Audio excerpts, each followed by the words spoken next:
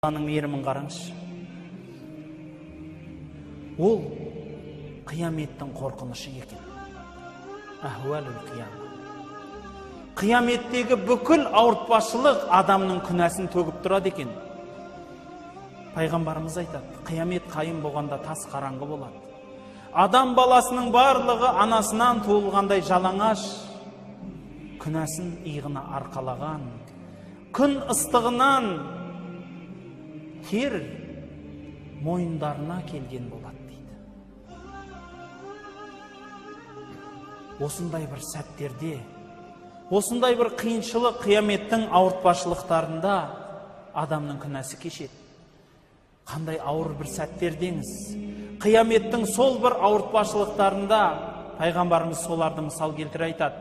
Бір адамдар болады, қияметте періштелер мақшарға отты қамшылармен қуып келе жатқан кезде ұзын тілдерін салбыратып бара жатады, артында адамдар оны біреу езіп, біреу мыжып жатады, құрттап бір жағы шіріп жатады. Бұл адамдар өмірде тілін тимаған адамдар. Ғайбат сөз, өсек өтірік, бүкіл тілдің апатына ұшыраған адамдар дейді. Бір адамдардың әуреттері соншалықты үлкен болып салбырап жатады. Адамдар мұжып жатады.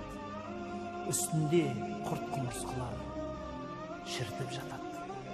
Бұлар кімдер десе, бұлар зинадан тыйылмағандар. Біліп тұрса да, сол күнәдан қайтпағандар дейді. Осылайша қияметте көп адамдар өзінің күнәләрін арқалап келеді. Иығына арқалап келіп, сауал жауапқа мақшар алаңына келеді екен.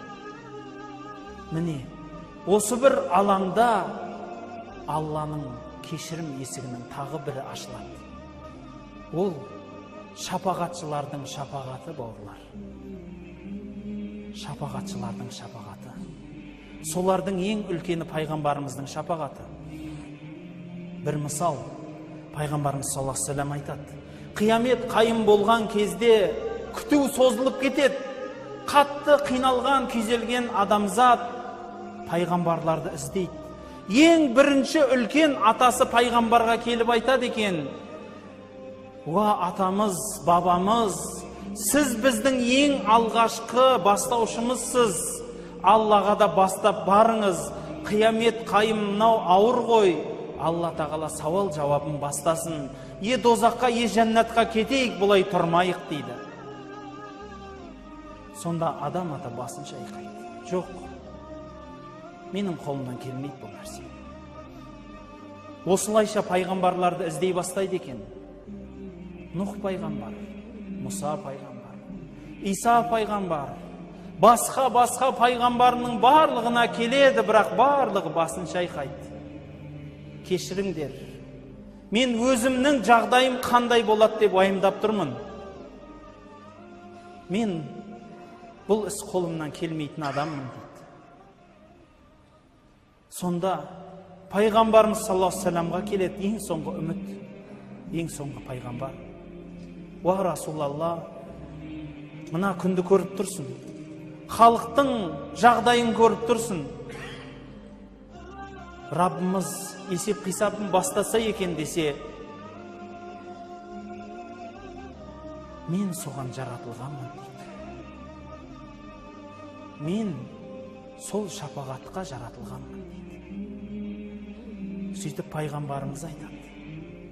Бүкіл пайғамбарлар Алланың бір сырлы дұғасын біледі. Мен сол дұғаны қияметке үмметіме сақтадым дейді. Өзіне емес, қияметке өзімнің үмметіме сақтадым дейді. Пайғамбарымыз айтады, халық келгеннен кейін Алланың құзырына барып сәжде қыламын дейді. Сол сәждеден тұрмай дұға жасағаннан Алла тағала: "Ей пендем, тұр, көтер басыңды, сұрағаныңды берем" дейді екен. Сонда Аллахым, мына халыққа рахым қылғайсың дегесін, сауал жауапты бастаңдар дейді. Сауал жауап басталады. Міне, пайғамбарымыздың бүкіл адамзатқа жасаған шапағаты осындай болады. Екінші шапағаты бар. Өйткені пайғамбарымыз сол сәждеден басын көтермейді. Сонда Аллах тағала айтады: пендем, сауал жауап басталды ғой, көтер басыңды десе, үмметім, үмметім дейді. Сонда Алла айтады екен: жарайды, сенің үмметіңнен 70 000 адам жәннатқа сауал жауапсыз кіреді дейді. Оларға сауал жауап жоқ, жәннатқа кетті дейді. Қарасаңыз, сонда барып басын көтереді. Кел, қара деп бір періште ертіп келсе, бір дүйім елді көрдім дейді. Мынау мекен менің үмметім десем, жоқ деді дейді. Тағы да қара құрым елді көрдім.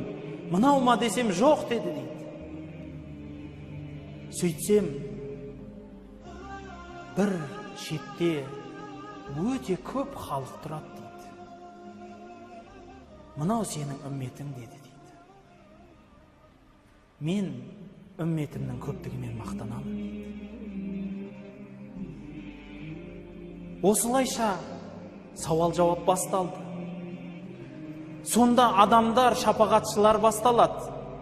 Құран жаттап, сол Құранына амал қылған адам өзінің жақын туыстарынан Алла рұқсат етіп 30 адамға шапағат жасайды. Алланың жолында қанын төгіп жанын тапсырған адам 70 адамға шапағатшы болады дейді. Осылайша шапағатшылар шапағат жасайды. Яғни Алланың құзырында тұрып, Аллахым, мына кісінің күнәсін кеш, бұл жақсы адам деп ара түседі ортаға. Ең қарапайым шапағатшылар, бауырлар, олар сізбенен бізбіз. Құран-ы Каримде айтады: қиямет қайым болған кезде, мына дүниеде күнәмен дос болған адамдар қияметте қас болады дейді. Соны айта келе пайғамбарымыз айтады: бұл аяттың кері мағынасы да бар. Мына дүниеде жақсылықпен өткен адамдар бір-біріне дос болады дегенде сөз бар дейді. Яғни қияметте бір адамды періштелер жетектеп дозаққа қарай тартып жатқанда, екінші бір мұсылман тұрып айтады екен: кешіріңдер, бұны дозаққа тартпаңдар. Екеміз бір сапта тұрып намаз оқығанбыз, мен куәмін дейді екен. Мен куәмін оның жұма намазға менімен бірге барғанына. Мен куәмін екеміз тарапы намазда бірге болдық. Мен куәмін мешітке кіріп шығып жатқанын көргенмін деп, ортада тұрып бір-бірімізге шапағатшы боламыз. Бауырлар, мына иықтасып бір-біріңізге отырған барлық бауырлар осындай боламыз, бауырлар. Бір-біріміздің қадірімізді біліп өтейік. Бұл өмір кішкентай ғана өмір. Көршімізге жақсылық жасауға бұйырылғанбыз. Ал көрші деген ол, ойламаңыз, менің үйімнің жанында 40 жыл тұрған адам деп, жоқ. Өйткені сіз бен мен біз 40 жыл тұра аламыз бекен бұл дүниеде? Бір сәтке келдік, бір сәтке кетеміз. Онда екен, осы бір мешітте де бірнеше минуттар, бірнеше уақыт отырған адам да сіздің сол бір кездегі көршіңіз. Онда көршіңіздің ақысын беріп өтіңіз. Шапағатшылар шапағат жасайды-ау. Бірақ білесіз ба? Пайғамбарымыз Мұхаммед саллаллаху алейхи вассаламның тағы бір шапағаты бар.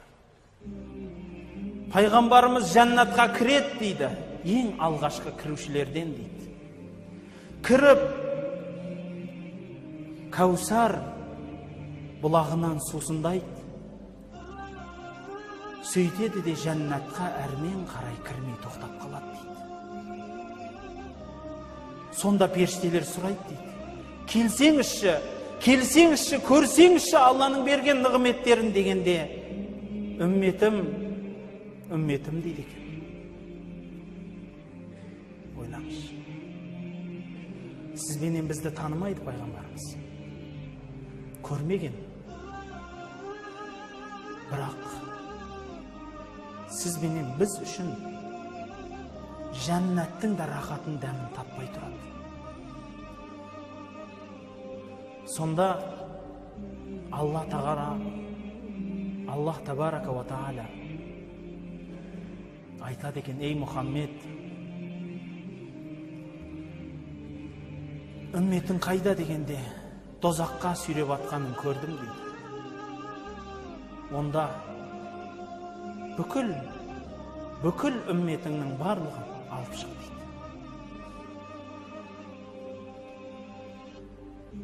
Дозақта бір пайғамбарымыз саллаллаху алейхи ва салламның үмметі қалмайды. Оған дейін күнәсінің көргенін көрер, ауыртпашылығын дәмін татар, бірақ пайғамбарымыз саллаллаху алейхи ва салламның шапағаты менен дозақтан шығарылады. Пайғамбарымызға Аллах айтады: мен сенің үмметіңе осы сәттен бастап дозақты арам еттім дейді. Міне, пайғамбарымыздың осындай шапағаты бар, бауырлар. Ал сізбенен біз пайғамбарымыздың сыртынан қанша салауат айттық екен?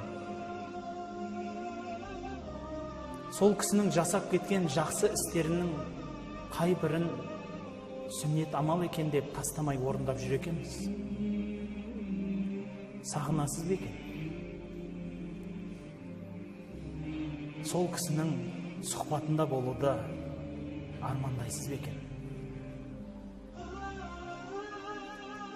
Ең соңғы 10-шы Алланың қақпасы ол Аллах табарака ва тааля пайғамбарымызға шапағат, үлкен шапағат етуіне рұқсат бергеннен соң айтады екен: бұл менің пендемнің мейірімі, ей халайық қараңдар дейді екен. Бұл менің бір жаратқан пендемнің мейірімінің өзі осы. Ал менің мейірімім шексіз болады. Кімде кімнің жүрегінде қылдайда иманы болса, мен соған дозақты арам еттім дейді екен. Жүрегінде қылдайда шаңның тозаңындай иманы бар адамды дозақтан алып шығып кетіңдер дейді. Яғни ең соңғы есік бұл Алланың өзінің кешірім есігі. Кімді кешеді, соның бағы болады. Бауырлар, осынша үлкен Алланың кешірімі күтуде. Аллах табарака ва тааля сізбенен бізге осыншалықты үлкен есіктерді айқара ашты ау. Сіз жүрегіңіздің есігін Аллаға аштыңыз бекен? Алла Құдай деп бір сәт жалғыз отырып еске түсірер мекенсіз? Бауырлар, көзіңізді ашыңыз, ояныңыз. Мына өмір қамшының сабындай ғана деп айтады аталарымыз. Өте қысқа өмір, әп-сәттақ өтеді. Бұл өмірдің мақсаты, мәні дүние емес, атақ, мансап емес. Жоқ, бұл өмірге адам ғибадат үшін келді, құлшылық жасау үшін келді, басын сәждеге қою үшін келді. Құранда айтады, дозаққа түсіп кеткен бір адам Аллаға жалынады дейді. Қала раббирджиун, ей Раббым, мені қайтаршы дейді екен. Мені қайтаршы дейді екен. Не үшін? А'малу салихан фима таракт.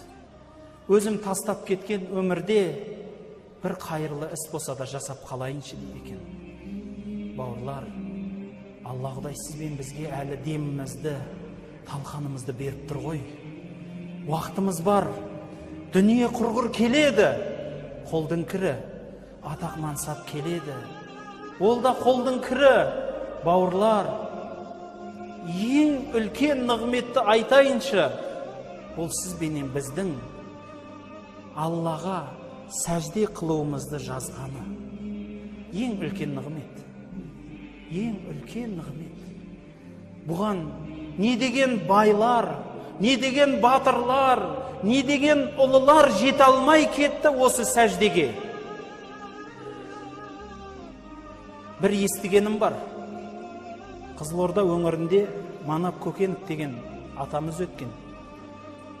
Мынау айтысты қазақтың осы бір өнерін естіп жүрген адам болса, о кісіні таниды. Сол кісі дүниеден салар шағында басында отырған бір адам айтады: "Мәке, міне енді үзілетін шаққа келдіңіз. Өмірдің барлық рахатын сіз көрген шығарсыз, арманыңыз жоқ шығар дедім" дейді. Сонда айтты дейді: армансыз пенде бола ма? Рас, қайда болсам да мәке болдым.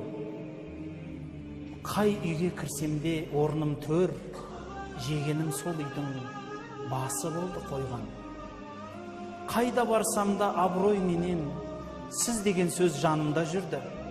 Бірақ бір арманым бар, орындалмай бара жатқан, басымды сәждеге қоя алмай кетіп баратырмын деді. Бауырлар, үлкен арман көп адамға бұл. Шүкір Аллаға, міне Алланың үйіне келдіңіз. Басыңызды сәждеге қоюға жазып тұр. Намазыңызды соңғы намаздай оқыңыз. Өйткені қайдан білесіз? Осы келіп тұрған құптан намазы сізге бұйыра ма, бұйырмай ма? Ал бұйырса, бұдан кейін таң намазы сізге бұйыра ма, бұйырмай ма? Бауырлар, бір намазға келеміз, келе сала дүниені ойлаймыз. Ауырған басқа заттарымызды ойлаймыз. Бауырлар, білесіз ба, намазда тұрғанда ең Аллаға жақын сәттеріңіз болады. Сәждеде жатсаңыз, рукуғда тұрсаңыз, Аллаға ең жақын болған сәттеріңіз. Сол бір сәттерден ажырамауға, сол бір сәттерден айырылмауға әрекет жасамаймыз ба? Бір адам ғашық болатын болса, сол ғашығынан адам ажырамау керек емес пе? Сондықтан айтатыным, мынадайда бір сөз бар сөз соңында. Білесіздер ғой, мына халықта айтылады. Мынау Ләйлі менен Мәжнүн деген адам болды дейді, бір-біріне ғашық болатын. Сонда сол Мәжнүн деген біреу намаз оқып тұрған адамның алдынан өтіп бара жатса, әлгі адам басын көтеріп: "Ей, кет бұлай, намазымды бұзасың" деп тұр дейді. Сонда әлгі адам басын көтеріп айтады дейді: "Мен Ләйліге ғашық болғаным сонша, сенің алдыңнан өтіп баратқанымды байқамай қалдым.